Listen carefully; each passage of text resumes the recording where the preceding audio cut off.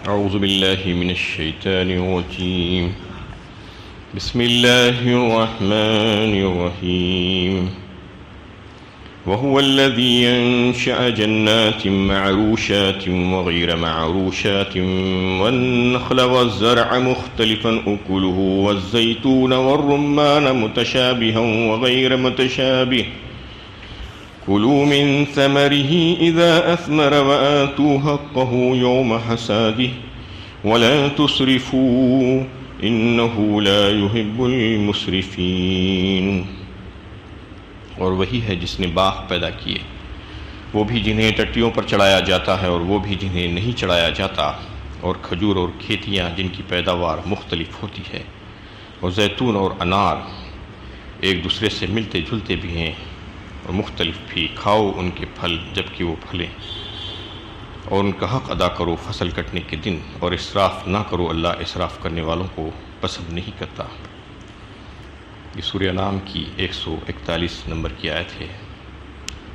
اس میں اللہ تعالیٰ نے اپنی نعمتوں کا اظہار فرمایا ہے اور قدرت کاملہ کی حیرت انگیز کمالات کو ظاہر فرمایا ان مشرکین کے سامنے کے جنہوں نے اللہ تعالیٰ کی قدرت کو نہیں پہچانا. اس کی وجہ سے اللہ تعالیٰ کی عطا کردہ یہ ساری چیزوں کو انہوں نے دیگر لوگوں کے لیے بھی ان کا حصہ اس میں سے رکھ دیا تھا. اللہ تعالیٰ اس آیت میں اپنی قدرت کو بتا رہے ہیں کہ وہی ہے اللہ جس نے تمہارے لیے باغات پیدا کیے، اس میں سے مختلف قسم کے درخت اس نے اگائے. جو بیل والے ہیں، بیل والوں میں بھی دو قسم کے ہیں، ایک اوپر چڑھنے والی بیل اور ایک نیچے زمین پر پھیل جانے والی بیل، اور تیسرے تناور درخت اور ایک کھیتیاں. یہ ساری چیزیں اللہ تعالیٰ نے اپنی حکمت کے تحت بنائے ہیں، اور یہ ایسے ہی نہیں ہو گیا ہے حادثاتی طور پر، یہ اتفاقی طور پر، بلکہ جس پھل کے لیے جو ضرورت تھی اور جو اس کا مزاج تھا اسی کے مطابق اللہ تعالیٰ نے اس پھل کو اس درخت پر لگایا. یہ اللہ کی شان ہے، اور اس میں اس بات کی طرف جو ہے اشارہ ہے کہ ایک ہی زمین اور ایک ہی پانی سے سیراب ہوتی ہیں، اور آب و ہوا بھی ایک ہی، اس کے باوجود مختلف قسم کی کھیتیاں، مختلف قسم کے ہزاروں قسم کے پھل اور دیگر ترکاریاں، اناج، یہ ساری چیزیں اللہ تعالیٰ نے جو زمین سے پیدا فرما دی ہیں. یہ کمال ہے، اور اس کو دیکھ کر کوئی سمجھ سکتا ہے کہ واقعی میں کوئی ایک ہستی ہے ان تمام کاموں کے پیچھے جو اس کو چلا رہی ہے. اور اس میں جو ہے جو ذکر کیا گیا ہے، جو تناور درخت پر جو چیزیں لگتی ہیں، اس میں کھجور کا ذکر کیا گیا سب سے پہلے، اور پھر کھیتیوں کا ذکر کیا گیا. کھجور چونکہ عرب میں زیادہ معروف تھے، اس لیے کھجور کا درخت ذکر جو ہے بار بار قرآن میں آپ کو ملتا ہے، اور کھجور میں بے شمار فوائد ہیں اللہ تعالیٰ نے اس میں رکھے ہیں. اور یہ عام طور پر تو لذت کے لیے کھایا جاتا ہے، تفریح کے لیے کھایا جاتا ہے. اگر ضرورت پڑے تو اس کو غذا بھی بنایا جا سکتی ہے، اس کو غذا بنایا جا سکتا ہے، کیونکہ کھجور میں ایسی طاقت اور قوت اللہ تعالیٰ نے رکھی ہے کہ عربوں میں جب کھانے پینے کی بڑی پریشانی اور مشکل تھی، کمی تھی، تو وہاں پر کھجور ہی کھا کر وہ لوگ جو ہے زندہ رہتے تھے. کھجور میں ایسی طاقت اللہ تعالیٰ نے رکھی ہے، اور ایک حدیث میں آپ صلی اللہ علیہ وسلم نے فرمایا کہ اگر کسی گھر میں کھجور ہو تو پھر وہ بھوکا نہیں رہے گا. تو کھجور کی بڑی اہمیت ہے، اس کا تذکرہ اللہ تعالیٰ نے فرمایا. اور دیگر کھیتیوں کا جس سے اناج نکلتا ہے، کھیتی جو ہے جو اناج انسان کی ضرورت ہے اور اس کی غذا کے طور پر استعمال ہوتی ہے اناج، اور اس سے نکلنے والا جو چورا ہوتا ہے اور جو کچرا ہوتا ہے وہ اس کے یعنی جانور استعمال کرتے ہیں. یعنی کھیتیوں میں سے جو چیزیں نکلتی ہیں وہ پہلے تو دانہ اور اچھی چیزیں، اصلی چیزیں انسان استعمال کرتا ہے، اور اس کا پھوسا اس کے جانور کے لیے جو ہے چارہ بن جاتا ہے.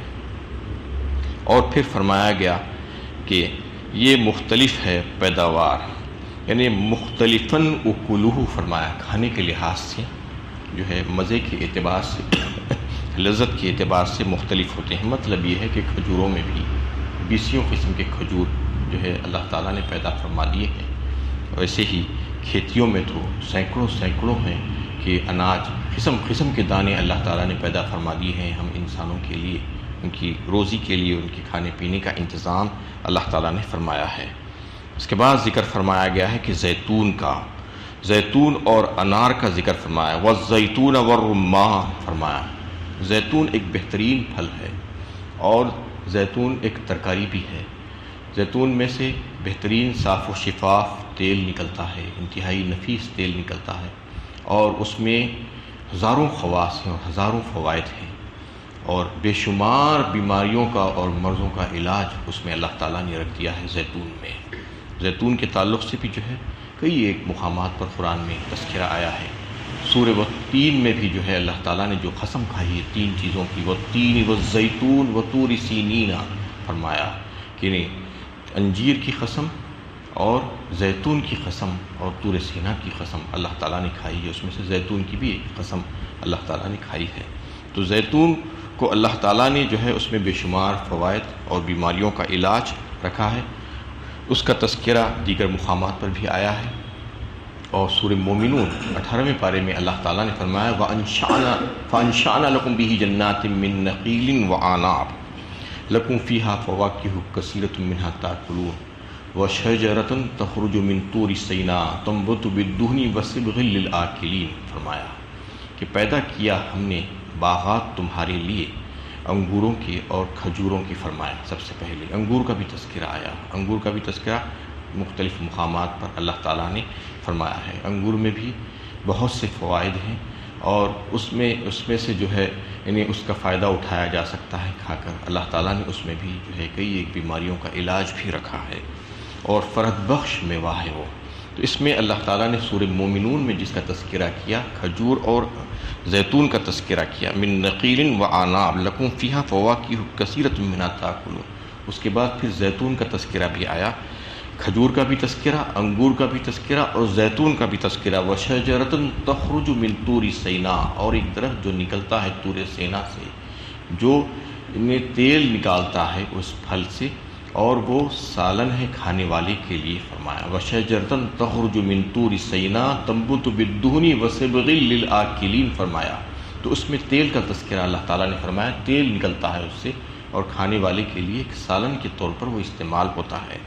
تو اس کو اللہ تعالیٰ نے ایک ایسا بہترین پھل بنایا ہے، جو طور سینا کا تذکرہ اس میں کیا کہ وہ کوہ طور اور اس کے اطراف کا جو علاقہ ہے وہ طور سینا کہا جاتا ہے اس کو، اور وہیں پر کوہ طور کے نیچے دامن میں موسیٰ علیہ السلام کو اسی علاقے میں جو ہے نبوت سے سرفراز کیا گیا تھا۔ وہ بڑا متبرک ہے علاقہ اور پہاڑ بھی ہے کوہ طور، تو اس کے اطراف و اکناف کا جو علاقہ ہے وہ بہترین یعنی زیتون کی پیداوار کا علاقہ ہے، انتہائی اعلیٰ زیتون وہاں پر پیدا ہوتا ہے۔ تو اس کا تذکرہ اللہ تعالیٰ وہاں پر فرمائے ہیں کہ زیتون جو ہے وہاں پر پیدا ہوتا ہے، اس لیے جو ہے اس کا تذکرہ بھی کیا کہ وہاں سے نکلتا ہے زیتون۔ تو اس میں جن پھلوں کا تذکرہ کیا گیا ہے، ایک تو کھجور کا تذکرہ آیا ہے یہاں پر، اور پھر یعنی انار کا تذکرہ ہے۔ انار کا بھی جو ہے بڑی بے حد فائدے ہیں اس کے، اللہ تعالیٰ نے اس میں رکھے ہیں۔ اس میں جو ہے پیٹ کی جملہ بیماریوں کا علاج اور دیگر جو ہے یعنی قلب کے امراض کا علاج اللہ تعالیٰ نے انار میں رکھا ہے۔ انار کو جو ہے ایک بہترین پھل اللہ تعالیٰ نے بنایا ہے۔ انار کا بھی تذکرہ یہاں پر آیا، زیتون کا بھی تذکرہ یہاں پر آیا، کھجور کا بھی تذکرہ آیا، اور انگور کا تذکرہ بھی مختلف مقامات پر اور اس سورہ مومنون میں بھی آیا ہے۔ اس لحاظ سے جہاں جہاں پر جو ہے اللہ تعالیٰ نے جن میووں کا تذکرہ کیا ہے اور کہا ہے کہ اس کو کھاؤ، تو مطلب یہ ہے کہ اس میں شفا ہے، اس میں فائدہ ہے، وہ بہترین ہے انسانی صحت اور اس کے جسم کے لیے۔ تو اس کو اللہ تعالیٰ نے جو ہے پیدا فرمایا ہے۔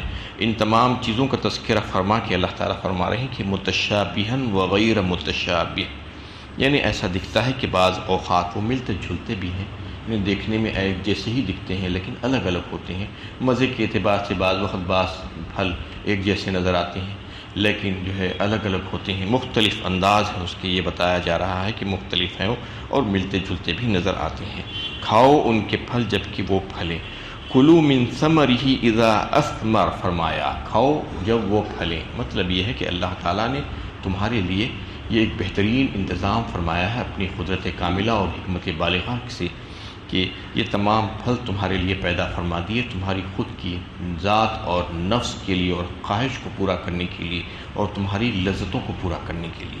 کیونکہ پھل اگر آپ دیکھیں تو عام طور پر غذا نہیں ہے بلکہ یہ ایک لذت کے لیے کھائی جانے والی چیز ہے. جیسا میٹھا کھایا جاتا ہے کھانے کے بعد ویسا ہی پھل بھی ہے.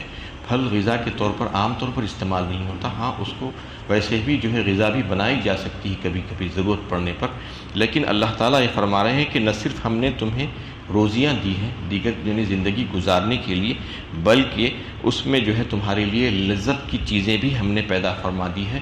اور اگر تم چاہتے بھی تو یہ چیزوں کو نہیں پیدا کر سکتے تھے نہیں اگا سکتے تھے نہیں نکال سکتے تھے. ایک گیہوں کا دانہ ایک چاول کا دانہ اور ایک پھل انسان جو ہے اپنی مرضی سے نہیں نکال سکتا. تو اللہ تعالیٰ فرما رہے ہیں کہ یہ ہم نے تمہارے لیے پیدا فرمائے ہیں اور تم اس کو کھاؤ اور اس کو استعمال کرو انہیں جب جو ہے وہ پھل جائیں. تو اس میں اللہ تعالیٰ نے حق کا ادا کرنے کا بھی تذکرہ فرمایا اور کھانے کے بعد وَآتُوا حَقَّهُ یوم حصادی اس کا حق ادا کرو جس دن وہ تم کاٹو اس کو اور توڑو. تو اس میں جو تذکرہ فرمایا ہے کہ مختلف قسم کی درختوں کو اللہ تعالیٰ نے لگایا نعمتوں کے طور پر اس کو پیش کیا جا رہا ہے کہ جو انہیں ٹٹیوں پر چڑھنے والے بھی ہیں اور زمین پر پھیلنے والے بھی ہیں. تناور درخت بھی ہے جس کے ذریعے سے بہت سے ایسے پھل تم کو حاصل ہوتے ہیں. اور پھر اس میں اس حقیقت کی طرف یعنی متوجہ کرنا مقصود ہے کہ یہ انسان کے لیے اللہ تعالیٰ نے زمین پر ایک بہترین دسترخوان بچھا دیا ہے. اس میں انواع و اقسام کے کھانے ہیں جو انسان کی صرف بنیادی ضرورت ہی کو پورا نہیں کرتے بلکہ اس کی جو ہے دیگر ذوق جو ہے جو لذت حاصل کرنے کی جو چیزیں ہیں اس کی بھی تسکین کا سامان فراہم کر دیتے ہیں. ورنہ زندہ رہنے کے لیے تو صرف روٹی چاہیے. انسان کو روٹی کھا کر بھی زندہ رہ سکتا ہے مگر انسان کو جو اعلیٰ ذوق اللہ تعالیٰ نے بخشا ہے اس کے حساب سے اللہ تعالیٰ نے اس کی رعایت کرتے ہوئے یہ ساری قسم کے پھل پیدا فرمائے اور اس کو عطا فرما دیے گئے اور اس کو حلال قرار دیا گیا اس کا استعمال اور ان ساری چیزوں کو بھی اللہ تعالیٰ نے مسخر کر دیا کہ وہ جس طرح سے چاہے اس کو استعمال کرے. یہ سب اللہ تعالیٰ کی ربوبیت اور اس کے کرم کا فیضان ہے تاکہ انسان اس کا شکر گزار ہو جائے. یہ اللہ تعالیٰ اس میں بتانا چاہ رہے ہیں کہ مگر انسان کا معاملہ بھی بڑا عجیب ہے کہ اللہ تعالیٰ کی اتنی ساری نعمتوں کو استعمال کرنے کے باوجود بھی شکر کا جذبہ اس کے اندر پیدا نہیں ہوتا ہے. اس کی بخشی ہوئی نعمتوں سے فائدہ تو اٹھاتا ہے لیکن ناشکر بنا رہتا ہے. شکر ادا کرتا ہے تو اس کا نہیں بلکہ غیر اللہ کا شکر ادا کرتا ہے. چنانچہ پیداوار کا حصہ اپنے معبودوں کو دیتا ہے جس کے پاس کوئی حس نہیں کوئی شعور نہیں کوئی ایسی طاقت نہیں. ان کے تعلق سے بھی جو ہے یہ سمجھتا ہے کہ وہ بھی ہمارے معبود ہیں ان کا بھی حصہ ہونا چاہیے.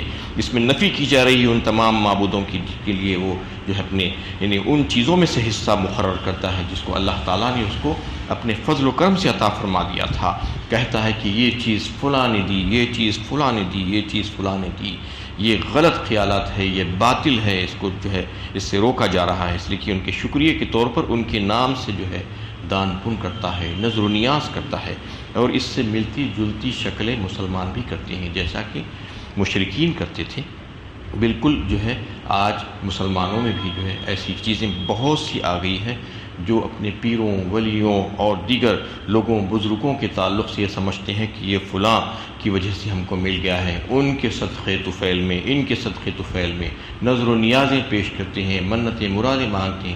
جو نعمتیں اللہ تعالیٰ نے اپنے فضل و کرم سے ان کو عطا فرمائی ہے اس میں یہ سمجھتے ہیں کہ کسی اور کے صدقے طفیل سے مل گیا ہے. یہ دونوں گروہوں کی مشترکہ خصوصیت یہی ہے کہ ان کو جو نعمتیں حاصل ہوتی ہیں ان کو براہ راست اللہ کا انعام نہیں سمجھتے اور نہ ہی براہ راست اس کا شکریہ ادا کرنا چاہتے ہیں.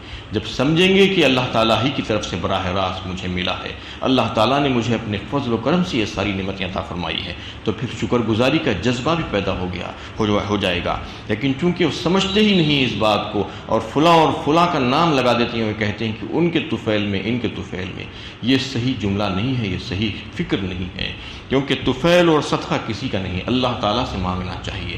اللہ تعالیٰ تو فرما رہے ہیں کہ براہ راست مجھ سے مانگو میں تمہارے قریب ہوں. وَإِذَا سَأَلَكَ عِبَادِي أَنِّي فَإِنِّي قریب فرما دیا. پوچھتے ہیں بندے جب میرے تعلق سے کہ میں کہاں ہوں تو کہہ دو کہ میں بہت قریب ہوں. تو پھر اللہ تعالیٰ بہت قریب ہیں تو پھر انہی سے مانگنا چاہیے. اور کہیں پر بھی قرآنی دعاؤں میں بھی انبیاء کرام کی دعاؤں میں بھی کہیں پر یہ تذکرہ نہیں ملتا کہ وہ فلاں بزرگوں کا وسیلہ اور واسطہ لگا کر ان کے صدقے طفیل میں مانگا ہے اللہ تعالیٰ سے، نہیں، بلکہ اللہ تعالیٰ سے براہ راست انہیں مانگا ہے اور اللہ تعالیٰ کا شکریہ ادا کیا ہے، اور واسطوں وسیلوں کے چکر میں پڑے بغیر انہوں نے جو ہے اللہ ہی سے مانگا ہے۔ اللہ تعالیٰ نے قرآن میں بار بار اس کا تذکرہ فرمایا۔ مختلف انبیاء کرام کی دعائیں اگر ہم پڑھیں، اس کا جو ہے ترجمہ سمجھنے کی کوشش کریں تو ہم کو یہ بات سمجھ میں آ سکتی ہے کہ اللہ تعالیٰ ہی سے مانگنا چاہیے اور کسی اور سے نہیں مانگنا چاہیے، کیونکہ یہ ساری نعمتوں کے دینے والی ذات جو ہے وہ صرف اور صرف اللہ تعالیٰ ہی کی ہے۔ اور ایک بات اس میں ذہن نشین کرانا مقصود ہے کہ انسان یہ سمجھتا ہے کہ جو کچھ چیزیں مل رہی ہے یہ میرا حق ہے، مجھ کو ملنا چاہیے، حق ہے، ملنا چاہیے، تو پھر اللہ تعالیٰ کا بھی حق ہے۔ اللہ تعالیٰ یہ بتانا چاہ رہے ہیں کہ تم یہ ساری چیزیں استعمال کرنے کے بعد اس کا حق ادا کرنا چاہیے۔ اس کا حق ادا کرنے کا طریقہ کیا ہے کہ وہ فی اموالہم حق للسائل والمحروم فرمایا سورہ ذاریات 27ویں پارے میں 26ویں پارے میں اللہ تعالیٰ نے فرمایا کہ تمہارے مالوں میں حق ہے مانگنے والوں کا اور نہ مانگنے والوں کا۔ مطلب یہ ہے کہ ہم نے تم کو جو کچھ اپنے فضل و کرم سے دے کر رکھا ہے اس میں تمہارے لیے جو ہے یہ ضروری ہے کہ تم محتاجوں اور مسکینوں کا بھی جو حق نکالو اس میں سے، کیونکہ وہ ضروری ہے۔ اس کا طریقہ کار شروع سے ہی رہا تھا۔ جو اللہ کے نیک بندے تھے وہ شروع سے جو ہے اللہ کا حق نکالتے تھے، اللہ کے مجبور بندوں کو جو ہے اس میں سے کچھ نہ کچھ دیا کرتے تھے۔ جب فصل کٹتی ان کے پاس یا پھل توڑے جاتے تو اس میں سے جو غربا ان کے پاس آ جاتی اس وقت موجود ہوتے ان کو اس میں سے کچھ نہ کچھ دے دیا کرتے تھے، جس کا تذکرہ سورہ قلم میں تفصیل کے ساتھ اللہ تعالیٰ نے باغ والوں کا تذکرہ کہہ کر کیا ہے کہ اس میں ایک نیک بندے کا تذکرہ کیا کہ جو اپنے پھل توڑتے وقت اس کا طریقہ کار یہی تھا کہ اس وقت جو ہے جو غریب غربا وہاں پر موجود رہتے ان کو وہ اس میں سے دے دیتا تھا، اور اس کے انتقال کے بعد جب اس کے بچے آئے اس کے مالک بنے تو انہوں نے سوچا کہ ہم ایسا ہی دیتے جائیں گے تو ہمارا سارا مال ختم ہو جائے گا۔ یہ سوچ کر انہوں نے نہ دینے کا فیصلہ کیا تو اللہ تعالیٰ نے ان کے باغ پر آگ کا بگولا بھیجا، اور جب وہ دوسرے دن پھل توڑنے کے لیے وہاں پر پہنچے تو دیکھا کہ یہ تو بالکل صاف ہو گیا ہے، کیا یہ واقعی میں ہم اپنی صحیح جگہ پر پہنچے ہیں یا غلط جگہ پہنچ گئے ہیں؟ یہ سوچ کر انہوں نے جو ہے اس بات کا اعتراف کیا کہ واقعی میں ہم جو ہے نادان تھے اور ہم نے ہی جو ہے غلطی کی تھی، ہماری طرف سے ہی جو ہے ظلم ہوا ہے۔ اس پر انہوں نے جو ہے اللہ تعالیٰ کی طرف رجوع کیا تو پھر اللہ تعالیٰ نے ان کو پھر ویسے ہی دوسرا باغ عطا فرما دیا۔ تو اس کا جو ہے میں نے مفسرین کا خیال ہے کہ یہاں پر حق دینے کی جو بات آئی ہے وَآتُوا حَقَّهُ یوم حصادی، اس سے مراد زکوٰۃ ہے، کیونکہ یہ مکی صورت ہے اس لیے یہ سمجھا جاتا ہے عام طور پر کہ زکوٰۃ تو مدینے میں فرض ہوئی تھی۔ ایسا نہیں ہے، بلکہ زکوٰۃ کی فرضیت تو مکہ ہی میں ہو گئی تھی، لیکن نصاب وہاں پر نہیں آیا تھا، اور مدینہ آنے کے بعد اللہ تعالیٰ نے پورا مکمل نصاب زکوٰۃ کا یہاں پر جو ہے دے دیا اور عطا کر دیا کہ کیسے جو ہے زکوٰۃ ادا کرنی ہے۔ تو اس مال میں سے جو زمین کی جو پیداوار ہے اس کی زکوٰۃ کے تعلق سے اللہ کے نبی صلی اللہ علیہ وسلم نے صاف ارشاد فرما دیا کہ جب تم اس کو کاٹو تو اس کی زکوٰۃ ادا کر دینا ہوگا، چاہے کتنی فصل تم کاٹو گے ایک سال میں تو بھی اس کی کوئی پرواہ نہیں، ایک فصل یا 2 فصل یا 3 فصل سب میں زکوٰۃ ادا کرنا ہوگا جس وقت تم کاٹو گے، اور اس میں کسی قسم کا کوئی نصاب بھی اللہ تعالیٰ نے مقرر نہیں فرمایا۔ امام اعظم ابو حنیفہ رحمۃ اللہ علیہ اور امام احمد حنبل کا یہی قول ہے کہ چاہے مال تھوڑا ہو یا زیادہ ہو جو تم لے رہے ہو زمین سے، زمین کی پیداوار سے، تو اس میں سے تم کو جو ہے اس کا حصہ ادا کرنا ہوگا۔ اور اس میں حصہ کتنا ادا کرنا ہوگا؟ بارانی جو زمینیں ہیں اس کا جو ہے عشر فرمایا گیا، جو اللہ تعالیٰ کی طرف سے بارش سے اور جو ہے چشموں وغیرہ سے سیراب ہوتی ہیں، جس کو جو ہے انسان کو پانی لانے کے لیے محنت کرنی نہیں پڑتی، تو اس میں سے 10% 10واں حصہ جو ہے نکال دینا پڑے گا عشرہ۔ اور جو غیر بارانی زمینیں ہیں جس میں سے جو ہے اریگیٹڈ لینڈ جسے کہا جاتا ہے، کنویں کھود کر یا اور طریقوں سے پانی لا کر جو ہے انسان ان درختوں کو اگاتا ہے، تو اس میں سے نصف عشرہ 5% جو ہے اس کو ادا کرنا پڑے گا۔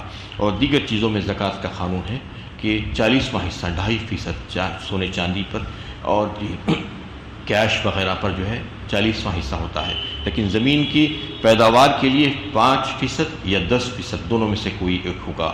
ویسے ہی زمین سے نکلنے والے جو خزانے ہوتے ہیں، منرلز وغیرہ اور دیگر خزانے، ہزاروں قسم کے خزانے اللہ تعالیٰ نے زمین میں رکھے ہیں، اس کا جو ہے خمس مقرر کیا گیا ہے، مطلب یہ ہے کہ 20%۔ 20% جو ہے ادا کرنا ہوگا، جو انسان بغیر کسی محنت کے اس کو حاصل ہو جاتی ہیں وہ چیزیں، اس میں تو کچھ بھی محنت نہیں کرنا پڑتی، اس لیے زیادہ مقدار اللہ تعالیٰ نے اس کی رکھی ہے۔ جو زمین سے نکلنے والے خزانے ہیں ان تمام چیزوں پر 20% اس کو ادا کرنا ہوتا ہے۔ تو اس میں جو ہے اللہ تعالیٰ نے جو حق کے ادا کرنے کی بات جو کہی ہے اس سے مراد زکوٰۃ ہی ہے۔ وَلَا تُسْرِفُوا إِنَّهُ لَا يُحِبُّ الْمُسْرِفِينَ، اور آخر میں آیت کی یہ فرما دیا گیا کہ اسراف مت کرو، اور اسراف کرنے والے کو اللہ تعالیٰ پسند نہیں فرماتے۔ اسراف کا کیا مطلب ہے؟ اسراف کا مطلب یہ ہے کہ مال میں جو ہے اس سے زیادہ خرچ کرنا، فضول خرچی جسے کہا جاتا ہے۔ جو کام جائز ہے، جائز کام میں خرچ کرنے کی اللہ تعالیٰ نے اجازت دی ہے، لیکن ایک حد پر، حد اعتدال میں رہتے ہوئے۔ ہر چیز کو اعتدال سے کرنا چاہیے، اعتدال سے ہٹ کر نہیں۔ میانہ روی پسندیدہ اور محبوب ہے اسلام میں، ہر کام میں، نہ صرف خرچ کرنے میں مال کے بلکہ دیگر کاموں میں بھی، کھانے پینے، سونے اٹھنے بیٹھنے بات کرنے، ہر چیز میں اعتدال کی ضرورت ہے۔ اعتدال سکھایا گیا ہے، امت وسط کہا گیا ہے مسلمانوں کو، ہر چیز میں اس کی اعتدال ہونا چاہیے۔ ویسے ہی خرچ کرنے کے معاملے میں بھی کوئی یہ نہیں کہہ سکتا کہ میں اللہ کی راہ میں خرچ کر دوں گا پورے کا پورا۔ اس کی ایک مثال جو ہے عہد نبوی کی ملتی ہے کہ نبی صلی اللہ علیہ وسلم کے پاس جو ہے آ کر ایک صحابی نے جو ہے عرض کیا کہ یا رسول اللہ میں اپنا پورا مال اللہ کی راہ میں خرچ کر دینا چاہتا ہوں۔ تو آپ صلی اللہ علیہ وسلم نے منع کیا اور اس کو روک کر کہا کہ نہیں، تمہارے مال میں سے تمہارے اہل و عیال اور تمہارے دیگر رشتہ داروں کا بھی حصہ ہے، اور تمہاری خود کی نفس اور ذات کا بھی اس میں جو ہے حصہ ہے، ضرورت ہے اس کو، تو لہٰذا جو ہے تم اتنا خرچ نہیں کر سکتے۔ تو پھر انہوں نے اجازت چاہی کہ میں آدھا خرچ کر دوں، آدھا خرچ کرنے سے بھی آپ صلی اللہ علیہ وسلم نے روکا، منع کیا۔ 1/3 تک خرچ کرنے کی اجازت دی اللہ کی راہ میں، جو اس سے زیادہ کی خرچ کرنے کی گنجائش نہیں، کیونکہ دیگر جو لوگ ہیں ان کے بھی حصے ہیں اس میں، اہل و عیال اور رشتہ داروں کے بھی جو ہے حق بنتا ہے اس میں، ان کو بھی ادا کرنا ہوگا۔ اس لیے جو ہے اسراف کے تعلق سے یہ بات کہی ہے کہ جس سے زیادہ خرچ کرنے سے روکا گیا ہے، اس کو ناپسندیدہ قرار گیا ہے۔ ایک لفظ تبذیر بھی آیا ہے سورہ بنی اسرائیل میں، وَلَا تُبَذِّرْ تَبْذِيرًا إِنَّ الْمُبَذِّرِينَ كَانُوا إِخْوَانَ الشَّيَاطِينَ فرما کر کہا گیا۔ تبذیر کا مطلب یہ ہے کہ اسراف سے ہی ملتا جلتا لفظ ہے وہ، یعنی جہاں پر یعنی خرچ نہیں کیا جا سکتا، جو ناجائز مقامات ہیں اس میں خرچ کرنا تبذیر کہلاتا ہے۔ جو جائز مقام ہے اس میں زیادہ خرچ کرنے کو اسراف کہا جاتا ہے۔ جتنی ضرورت ہے اس سے زیادہ، جیسا کہ کوئی جائز ضرورت ہے آپ کی، اس میں آپ 100 روپے میں کام چل سکتا ہے آپ کا، لیکن اس میں آپ 1000 روپے خرچ کر کے رہیں، مطلب یہ ہے کہ اسراف کر رہے ہیں آپ۔ تبذیر کا مطلب یہ ہے کہ حرام اور ناجائز کام، کوئی جو ہے ناچ دیکھ رہا ہے، گانا سن رہا ہے، فلم دیکھنے جا رہا ہے، یا پٹاخہ چھوڑ رہا ہے، یا اس قسم کے حرام کاموں میں جو ہے اپنا پیسہ لگا رہا ہے، تو اس میں ایک پیسہ بھی نہیں لگایا جا سکتا ہے، وہ تبذیر ہے۔ ناجائز کام میں اپنا مال خرچ نہیں کیا جا سکتا۔ کوئی یہ نہ سمجھے کہ یہ میرا مال ہے میں جیسے چاہے خرچ کروں، نہیں، اللہ تعالیٰ کا عطا کردہ مال ہے اور اس کو جیسے چاہے خرچ نہیں کیا جا سکتا۔ اللہ تعالیٰ نے جو اصول بتائے ہیں انہی اصولوں کے مطابق مالوں کو خرچ کرنا ہوگا۔ تو تبذیر سے بھی بچنے کے لیے کہا گیا ہے، اور کہا گیا کہ یہ شیطان کا کام ہے، اور شیطان انسان کا جو ہے یعنی کھلا دشمن ہے اور اللہ تعالیٰ کا ناشکرہ ہے فرمایا گیا۔ تو اس میں اسراف سے بچ کر زندگی گزارنے کے لیے کہا گیا، اور کہا گیا کہ اسراف کرنے والوں کو اللہ تعالیٰ پسند نہیں فرماتے۔ وآخر دعوانا ان الحمد للہ رب العالمین۔